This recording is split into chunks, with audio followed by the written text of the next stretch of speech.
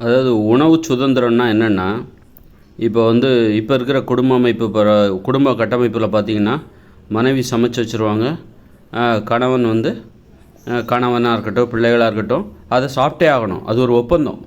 அவங்க சமைச்சிட்டாங்கன்னா அவங்க சாப்பிட்டே ஆகணும். கண்டிப்பாக சாப்பிட்டே ஆகணும். இது ஒரு ஒப்பந்தம். அவனுக்கு பசிக்குதோ பசிக்கலையோ, வேணுமோ வேணலையோ சாப்பிட்டே ஆகணும். அப்புறம் மிச்சம் மீதி வைக்காமல் கூட சாப்பிட்ணும். அந்த மாதிரியெல்லாம் ஒரு ஒப்பந்தம். அந்த மாதிரி ஒரு புற நிர்பந்தம் இருக்கக்கூடாது. நீ உணவு சாப்பிட்ற அப்படின்னா அது உன்னுடைய முடிவாக தான் இருக்கணும். ஒரு தனிநபர் விருப்பமாக தான் இருக்கணும். அது இன்னொருத்தர்கிட்டருந்து உனக்கு ஒரு நெருக்கடி வரக்கூடாது, கட்டாயம் வரக்கூடாது, ஒரு நிர்பந்தம் வரக்கூடாது.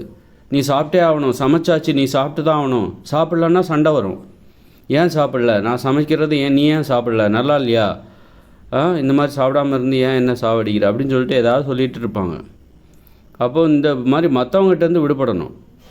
உன்னது விருப்பமாக இருக்கணும். நீ சாப்பிட்றதுக்கு காரணம் இன்னொருத்தருக்கு பயந்து போய் நீ இப்போ புருஷன் சாப்பிட்லன்னா அந்த பொண்டாட்டி என்ன பண்ணுவாங்கன்னா பிரச்சனை பண்ணிடுவாங்க, சண்டை போட ஆரம்பிச்சிருவாங்க.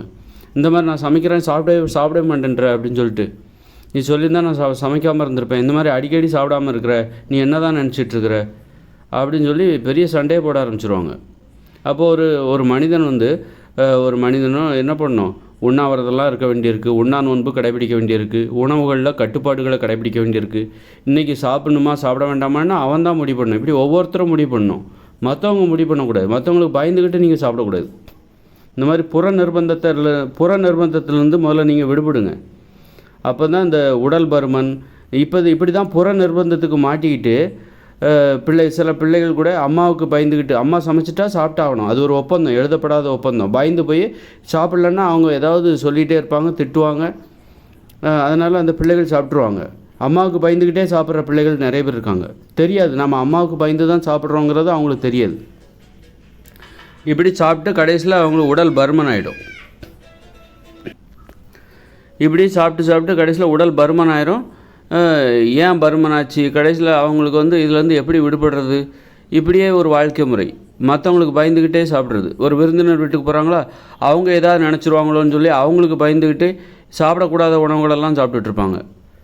இவங்களுக்கு உடம்புல சர்க்கரை வியாதி இருக்கும், ஆனால் விருந்தினர் ஒரு டீ காப்பி கொடுப்பாங்க, ஸ்வீட்டு கொடுப்பாங்க. ஐயோ அவங்க மனசு வருத்தப்படக்கூடாதுன்ட்டு அதை சாப்பிட்டுட்ருப்பாங்க. சாப்பிட்டு உடல் பருமன் அதிகமாகிடும். இந்த மாதிரி பல கோணங்களில் உணவு உண்பதற்கான அந்த சுதந்திரத்தை மனிதர்கள் அறியாமையின் காரணமாக இழந்து உண்ணக்கூடாத உணவுகளெல்லாம் ஒரு சுதந்திரம்னா என்னன்னே தெரியாமல், அது மிக முக்கியமாக அந்த குடும்பத்தில் தான். அதாவது மனைவி பெண்கள் சமைச்சிட்டா சாப்பிட்டாகணும். ஒரு சர்வாதிகாரம், சமையலறை சர்வாதிகாரம் மாதிரி, உணவு சர்வாதிகாரம் பெண்கள். அதனால் அவங்க சமைச்சிட்டா ஒப்பந்தம், நான் என்ன சமைச்சாலும் நீ சாப்பிட்டாகணும், நான் சமைப்பேன் நீங்கள் சாப்பிட்டாகணும் அப்படின்ற மாதிரி அவங்க அந்த மாதிரி பண்ணும்போது வீணாக போயிடக்கூடாது அப்படிங்கிற காரணத்துக்காகவும் அவங்க சாப்பிட்ருவாங்க. இப்போ இந்த மாதிரி இதனால தான் உடல் பருமன் நோயில். அதனால் உணவு சுதந்திரம்னா என்னென்னா, தனி மனித விருப்பம் தான். உணவு என்பது தனி மனித விருப்பம். அதில் யாரும் கட்டாயப்படுத்தக்கூடாது. நீங்கள் கொடுக்கலாம், உங்களுக்கு பிடிச்சிருந்தால் நீங்கள் வாங்கி சாப்பிட்லாம்.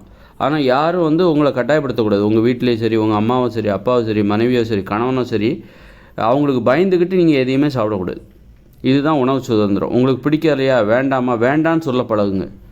உணவுகளை வேண்டாம் என்று சொல்ல பழகுங்கள். அந்த மாதிரி இப்போ உங்களுக்கான உணவை நீங்கள் தான் சமைக்கணும். அதான் உணவு சுதந்திரம். ஆனால் உணவு சுதந்திரம் தானே, சூப்பராக இருக்குது, கேட்குறதுக்கு நல்லா இருக்குது அப்படின்னு நினச்சிட்டு நீங்கள் அது ஈஸின்னு நினச்சிடாதீங்க. உங்கள் உணவை நீங்களே சமைக்கணும். வீட்டில் உங்கள் மனைவியாக அவங்க உணவை தான் அவங்க சமைக்கணும். உங்கள் பிள்ளைகள் இருக்காங்களா, 10 வயசுக்கு மேலே இருக்கா, அவங்கவுங்க உணவை அவங்கவுங்களே சமைச்சிக்கணும். இதுதான் உணவு சுதந்திரம். அப்போ தான் பிற்காலத்தில் அவங்களுக்கு நோய் வராது. மற்றவங்களுக்காக பயந்துக்கிட்டு சாப்பிட்ற அந்த வழக்கம் இருக்குல்ல, அதுதான் உடல் பருமனுக்கு காரணம். பயந்துக்கிட்டே சாப்பிட்றது.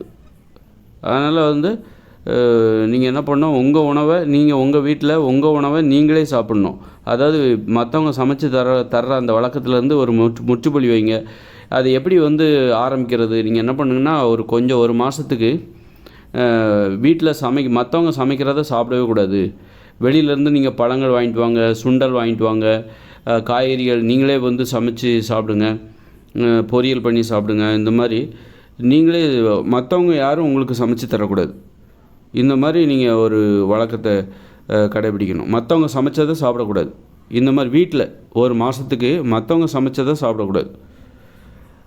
அதை நீங்கள் உங்கள் உணவை நீங்களே சமைக்கணும். இந்த மாதிரி ஒரு மாதத்துக்கு பழகுங்க. மற்றவங்ககிட்டேருந்து விடுபடுங்க. மற்றவங்களுக்கும் விடுதலை கொடுங்க. பெண்களுக்கும் விடுதலை கொடுங்க. நான் எனக்கு பசிக்கும், நீ சமைச்சு வச்சிரு, வேலைக்கு எனக்கு பசிக்கும், நீ சமைச்சு வைக்கலன்னா உனக்கு அவ்வளோதான் அப்படின்னு பெண்களை மிரட்டக்கூடாது. பெண்கள் வந்து ஆண்களை மிரட்டுறாங்க, நான் சமைச்சா நீ சாப்பிட்ணுன்னு சொல்லிட்டு. அதுபோல் ஆண்கள் வந்து பெண்களை மிரட்டுறாங்க, எனக்கு வேலைக்கு சாப்பாடு வரணும், டீ காஃபி வரணும் அப்படின்னு சொல்லி பெண்களை வந்து ஆண்கள் மிரட்டிக்கிட்டு இப்படி ஒருத்தருக்கு ஒருத்தர் மிரட்டிக்கிட்டு இருக்காங்க. இந்த மிரட்டலிலிருந்து விடுபட வேண்டும். இதுதான் உணவு சுதந்திரம். அது ஒரு தனி மனித விருப்பம். உனக்கு பசிச்சா நீ சாப்பிடு, அதுக்கு ஏன் இன்னொருத்தரை போய் நீ வேலை வாங்குற?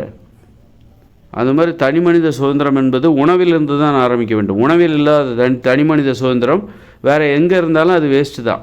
உணவிலிருந்து தான் சுதந்திரமே ஆரம்பிக்குது. அதனால் உனது உணவை நீயே சமைச்சிக்கோ, மற்றவங்கள வேலை வாங்காத. மற்றவங்களுக்காக நீங்கள் சமைச்சு கொடுக்காதீங்க. பெண்களுக்கு நான் சொல்கிறேன், மற்றவங்களுக்காக நீங்கள் சமைச்சு கொடுக்காதீங்க. சின்ன பிள்ளைகளுக்கு ஒரு 8 வயசுக்கு கீழே இருக்கிற பிள்ளைகளுக்கு சமைச்சு கொடுக்கலாம். 8 வயசு கீழே இருக்கிற பிள்ளைகளுக்கு சமைக்க தான் கற்றுக் கொடுக்கணுமே தவிர சமைச்சு கொடுக்கக்கூடாது. சமைக்க கற்றுக் கொடுக்க வேண்டும். அப்போ தான் வந்து 8 வயசுக்கு மேலே அவங்களே சமைச்சிப்பாங்க.